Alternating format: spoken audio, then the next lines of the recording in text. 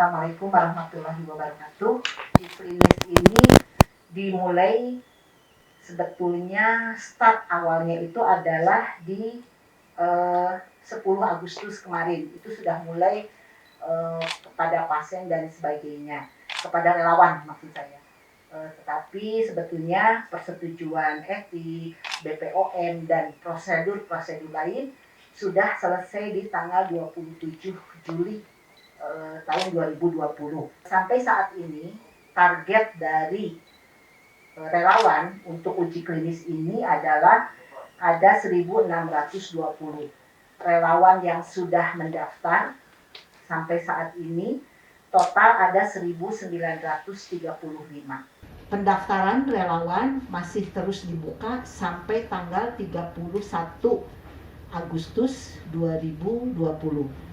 Kenapa ini masih banyak? Karena tidak seluruhnya relawan yang sudah terdaftar, karena yang dibutuhkan 1.620, ternyata dari 1.935 yang sudah mendaftar ini belum tentu semuanya memenuhi persyaratan untuk bisa mengikuti penelitian ini, sehingga pendaftaran terus dibuka. Nanti akan menjadi waiting list dari yang sudah ada gitu, karena belum tentu semuanya memenuhi syarat. Untuk seorang relawan bisa sampai nanti dilakukan vaksinasi, langkah yang dilakukan dimulai dengan berbagai pemeriksaan, mulai dari rapid testnya juga dicek dulu, kemudian dilakukan swab karena harus dipastikan yang bersangkutan ini tidak terpapar oleh virus COVID, sehingga memang satu keharusan berbagai pemeriksaan dilakukan. Di samping itu, persyaratan lain adalah selain umur antara 18 sampai 59 tahun adalah pada kondisi sehat, sehingga berbagai pemeriksaan dilakukan. Nah, ada yang memenuhi persyaratan, ada yang tidak memenuhi persyaratan. Nah, teman-teman mungkin target dari rekrutmen sendiri sebetulnya tiap site itu kita tahu ada 6 site ya, ada 6 tempat untuk penelitian ini. 4 diantaranya ada di puskesmas, yaitu Puskesmas Dago, Puskesmas Garuda, Puskesmas Ciumbuleuit, dan Puskesmas Sukapakir. Kemudian 2 lagi adalah satu di Balai Kesehatannya Unpad di Pati Ukur, dan satu lagi adalah di Eijkman, di Unpad ya, klinik Unpad di Eijkman. Jadi dari 6 site ini rata-rata target rekrutmennya adalah 200 per site-nya. Jadi gini, seorang relawan ketika akan melakukan mendaftarkan diri, salah satunya pemeriksaan untuk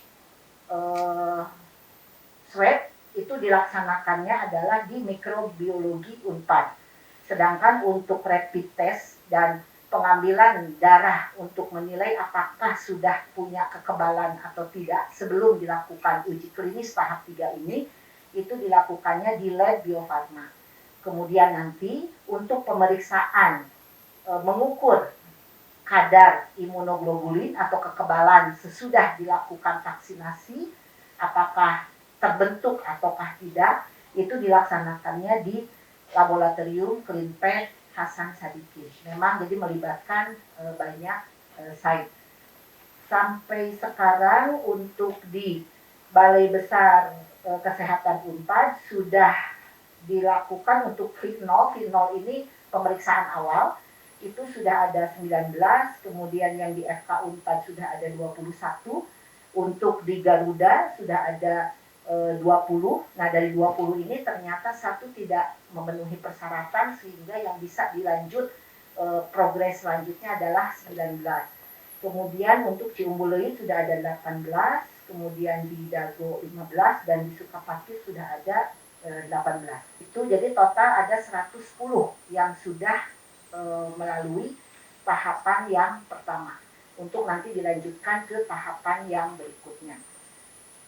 Tahapannya adalah yang pertama adalah Fitnol. Fitnol itu pemeriksaan, jadi cek semua, dipastikan dilakukan swab dan pemeriksaan antropometri apakah dia ada hipertensi atau segala macam, nah itu menentukan masuk atau tidaknya. Kemudian ketika sudah memenuhi persyaratan, nanti akan masuk ke V1, yaitu mulai dilakukan penyuntikan, ya, memenuhi syarat, baru dilakukan penyuntikan vaksin dan randomisasi.